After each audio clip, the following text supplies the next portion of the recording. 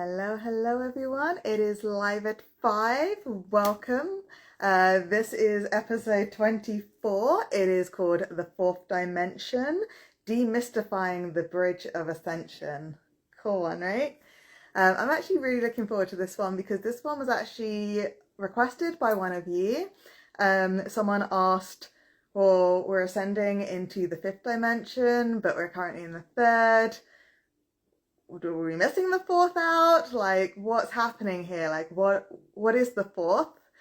Are we missing it? Or do we have to go through that to get to the fifth? Like, can you explain a little bit? So, absolutely I can. Welcome to the episode. So, in very simple kind of explanation for it is think of it like a staircase or think of it like the layers of an onion. So we're in the third dimension, and then of course there's the fourth dimension, and then we're going into the fifth dimension. There is of course like dimensions either side of these as well. Dimensions go on, depending who you talk to, for a really long time. It gets higher and higher and higher frequencies and stuff like that. But today we're just going to be focusing on obviously the fourth dimension, but we're going to be covering things like the third dimension and the fifth dimension, just to sort of get you to understand a little bit more about it. So what is the third dimension? Third dimension is this, what you see right now. It is your daily life. It is your 9-to-5 job. It is your house. It is the people that you interact with. It is your emotions, for good and bad. It's the polarities. It's the grief and the sadness and the anger, and it's the happiness and the joy and the love. It is all of this mixed together. It's a very, very polarized kind of existence. It also can be measured in things like height and weight and depth and all of this kind of stuff. Like, it is our physical reality. It's literally our reality, right? It's the dimension that we live in on a day-to-day basis. And depending how spiritual you are, you might jump between a few, but this is where you're going to spend most of your human existence. It's also, because it's the material world, because it's our physical form, it is the realm of I. It is self, it is mine, me, myself. What can I do to survive? What is my primal or my raw essence? So this is the I universe, the me and my, right? So when we want to manifest in this realm, it's quite difficult. We have to actually have concrete actions, and we have to get these tangible results that we can hold, that we can see, that we can hold on to. It's a very, very, for want of a better word, real. We need to see the reality of it, right? We need to hold it physically, because that is what we experience in the third dimension. Of course, that means that we have a lot of physical limitations. Like, we can't just say, I want to fly. Like, we have to get into an aeroplane or something. We can't just decide to just fly right now, right? Like, I'm just going to fly over there, right? You can't do it. Unless you've done lots of levitation-y stuff. So yeah, so that's pretty much the third dimension. It's our linear time. It's past, present and future. Everything is regimented. It's like being in a school or something. It's like being given a schedule and stuff like that, and a very rigid plan. That is our third dimension. So then let's jump ahead. Let's talk about the fifth dimension. So this is very much a higher consciousness. This is a connection to more spiritual enlightenment. This is where people who are very, very spiritual will say, oh yes, we're going into the fifth dimension. This is where the question came from, right? So everyone's always talking about going now to the fifth dimension from the third. So that's where everything is pure potential. It's a higher vibration. We don't get the lower vibrating emotions and energies. So things like hate and anger and sadness and stuff can't exist on the higher realms. So we leave all of those. So it's not a polarity anymore. It's just those higher vibrations. So like love and enlightenment and acceptance. So in comparison then to the third dimension with the I and me and mine, the fifth dimension is very much we. It is us. It is what can I do for the greater good? What can I do to enlighten and to help others around me? What can I do to raise others up? Because by raising others up, I'm raising myself. So this is the realm of unconditional love, really, truly unconditional love. There's no strings attached. There's no, if I'm nice to this person, I get something in return. There is nothing of that. It's very much about a sense of peace and contentment and a oneness, not just with other people, but with everything around you, with nature, with your like pets or other animals, or just in the essence of just being. You feel connected to the stars, to the air, to everything. It is this wholeness. We are like one, kind of, in a very, very spiritual. So those are those two very, very different realms.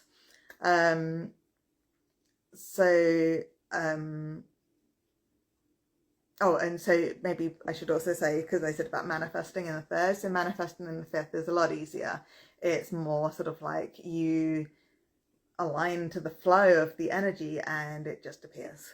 It's very, very easy in the fifth dimension to manifest, whereas in the third dimension it's a lot harder. There's a lot more brain power and focus and needing that tangible result, whereas you embody it in the fifth dimension. You are that energy, you are that change, you know, and it's a very natural way of doing it. Okay, so then fourth dimension, what we're actually talking about today. So the fourth dimension is an extension of the third. So the third is what we're in now. Probably best to think of it like time. Time is the fourth dimension, but it's not linear.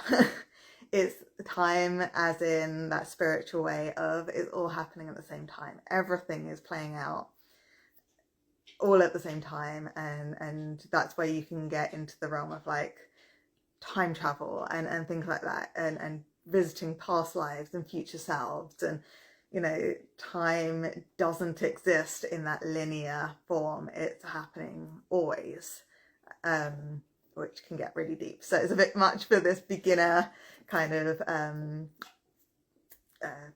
episode. I forgot what we were doing.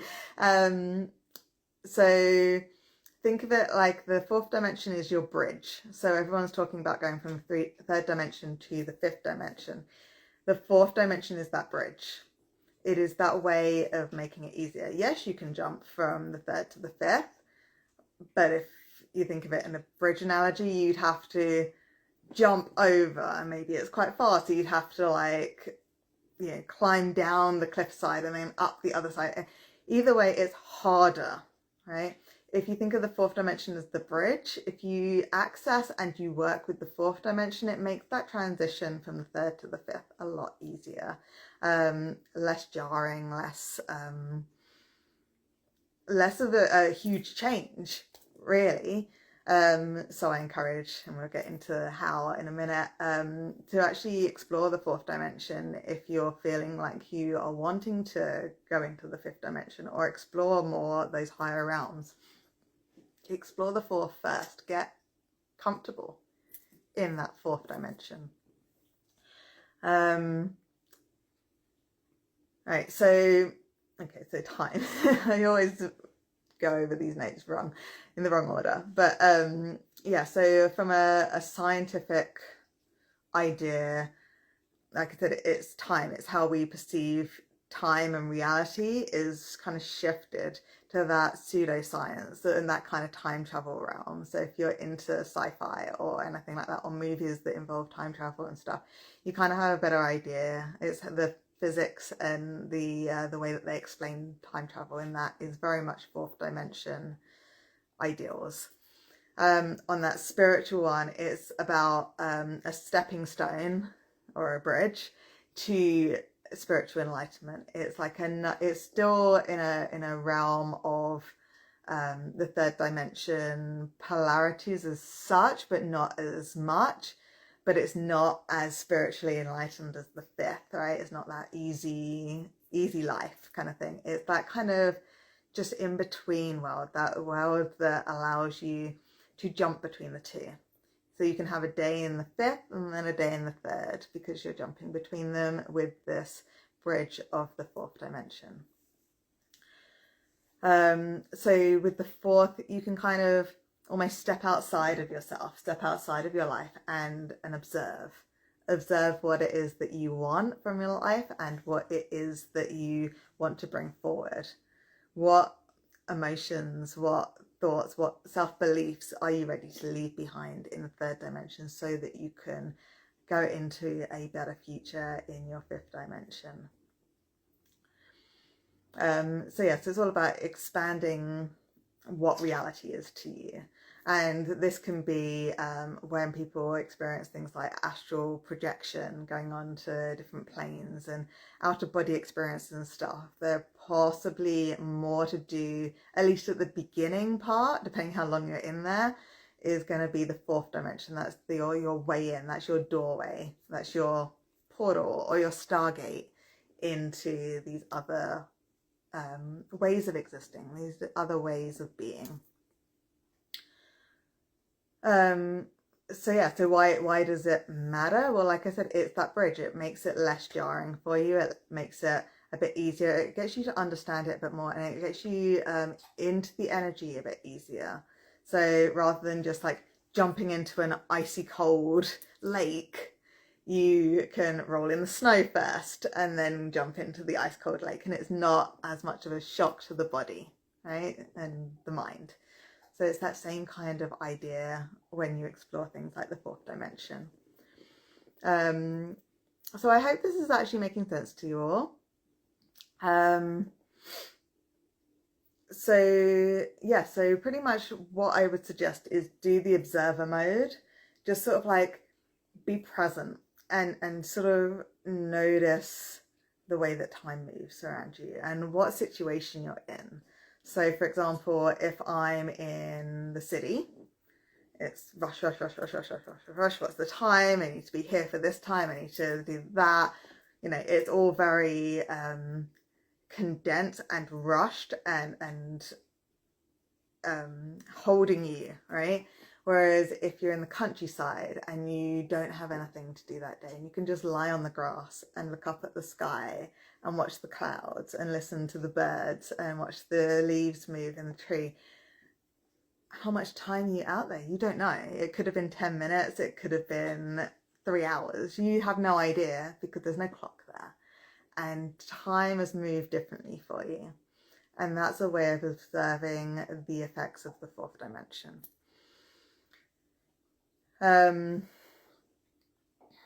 Transitional. I already said pretty much about all of that. So every dimension has different lessons to be learnt. So yes, we don't want to be in the third dimension where we have all the bad emotions and the bad things happen to us. But we do need this polarity to, one, appreciate and understand and to strive for these happier times, like the love and the excitement and the joy. But also we want to be experiencing these bad things because they're teaching us, they're giving us lessons, 3D or three-dimensional lessons that we need to learn in order for our soul to advance to the next levels. If we don't learn our lessons in the polarity of the third dimension, then we probably can't get into the fourth. We definitely can't get into the fifth because we don't understand the third. We need to understand this realm first, where we are currently, before we can move up. So like if you're in the States or something and the school system, you have to pass the exams to move up a year, right? Or a grade or whatever they're called. But you have to pass the exams to move up, right?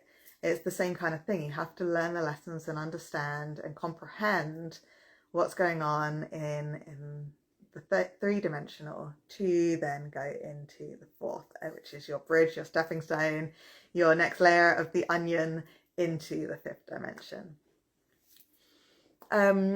So on a personal level, I was trying to think of an example, and I thought it's probably easier just to do a very broad one. So as many of you know, I do something called the Akashic Records, which is this idea of this library that every soul literally keeps everything it's ever done, ever could do, past lives, future selves, future lives, everything in this life, whatever it is, like, and it's all the good, it's all the bad. And so I take my clients into these records, which is on another plane of existence, the astral plane, which we won't get into now. But I kind of wanted to just mention that because I take my clients with me, they obviously don't necessarily do meditation or do astral projection or do anything. They might just be a very normal person that doesn't even pray or do anything spiritual. And so I have to take them there. So the way that I do that, I kind of realized when I was writing the notes for this, is I do something where I kind of bring them into the fourth dimension and I kind of observe them observing the fourth dimension, even though they're not aware of that, so that I can see how well they are tuned in or how well they're perceiving this other realm of existence, this other energy. So I haven't actually taken them yet into their Akashic records, into that bigger plane or that higher plane. I've just taken them to like this middle ground, which is the fourth dimension, which is just this time between this life and like where they are in the present and in their body. But we've not actually gone into the records, and I'm just gauging how they're reacting. And then from there, I can see how much help they need from me or how much I can sit back and let them discover for themselves. And anyway, so all that to say is that is the fourth dimension. So if you've had any work with me where you've done the Akashic records, that little bit with the doorway and the path going up to your building, that's pretty much the fourth dimension. I don't know if anyone was ever aware of that, but that's not your records. That's the bridge. That's the between, right? That's where I find out how much help you're going to need. So I just thought that was interesting to me. I hope that was interesting to you. But I didn't really, I knew it, but I didn't actually realize that until I was writing these notes. So I thought that was interesting. Yeah. And the records obviously themselves are a very timeless nature. Like everything there is timeless. There is no time. There's no, your guides have no comprehension really of the difference between you right now and a past life that we visit while we're there or something. Likewise as well, I should probably mention that in the Akashic records I do stuff like take people past lives, but I also take them to things in the past in this life. I take them to future selves in this life, and I take them to future lives. So they're all corresponding and happening at the same time. So that is a very fourth dimensional thing. Even though we're doing it in the records, we are traveling through the fourth dimension to witness, if that makes any sense. Because we do something called the timeline, which speaks for itself really, doesn't it? But usually, I mean, it's not always, but usually when I show people another part of their life or lives, I tell them to see a timeline, and we go along that timeline. That timeline is the bridge between the records on the astral plane and the lifetime or the memory that we want to go to. I just thought that was fascinating, so I thought that I would share that rather than an individual story, just to literally just tell people about the mechanics of how I do the Akashic records. Anyway, so exercises, what could you do? So like I said, mindful observation's a really good one. Just like be present and just notice your breath and notice how time's moving around you and what situation are you in. What mood are you in as well? Are you excited or stressed or whatever? Or are you calm? Are you in love? Like how does time tend to move for you when you're in these different mental states or emotional states?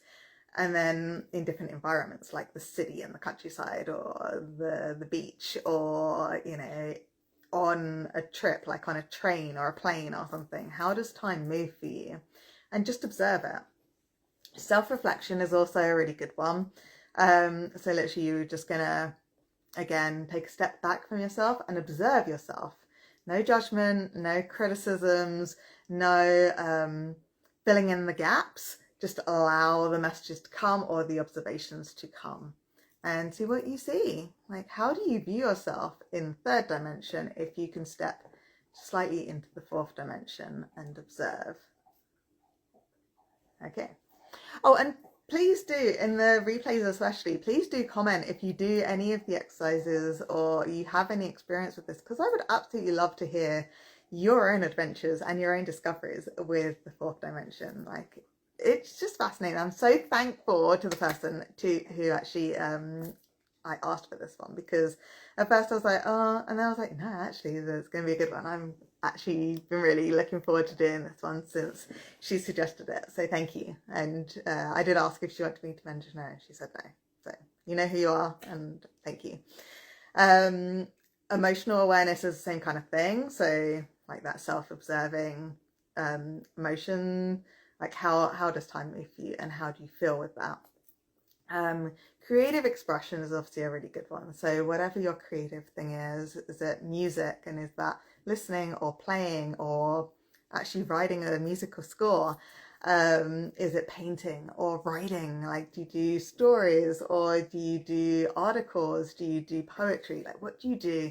And just see how you express yourself, and how, especially with something like art or writing fantasy stories, or you know, fairy tales, for example, like, because you're moving into this other realm when you're painting mystical, something that you're not seeing, is something straight from your mind. Like, what are you tapping into, and is that like, what realm is that from, and can you, why are you projecting that, and how are you bringing that into being? Like, again, we're in the third dimension, so how are you bringing that, those other dimensions in to your actual everyday life through your creative expression?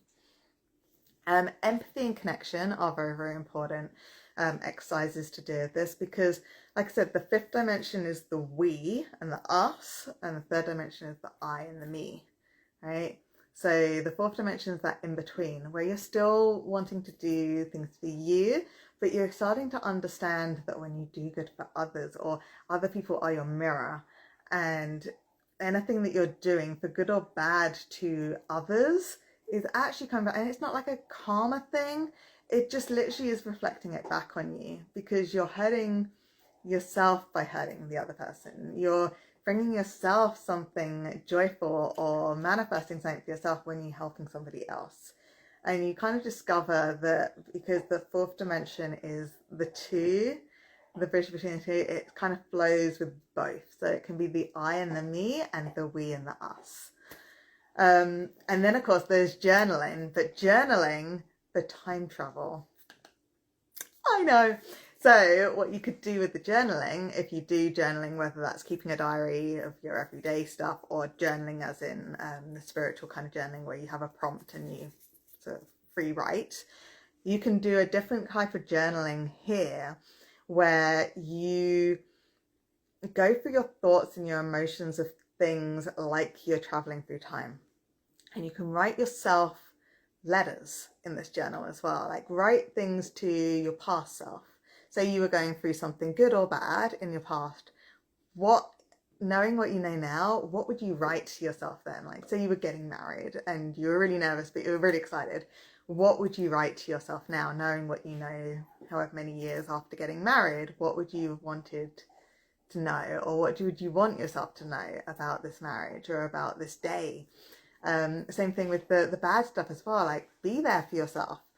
What did you need someone to tell you, or what do you want to tell them about? Like, yes, this thing happened and it was crappy and awful, and I'm so sorry that happened to you. However, like, write it out, because then this and this happens, which would never have happened if we didn't go through that. And likewise, you can write your future self. if there's something coming up that you're worried about, or you know is going to happen, or you just want to write to yourself for like, you know, next year or whatever, or your next birthday, or for 10 years time or whatever, write yourself a letter and open it like in that time. But like, what advice or what gratitude or what do you want yourself to know? And that's the time travel in itself. Very, very interesting. Just think about it, and then hopefully you'll see what I see there.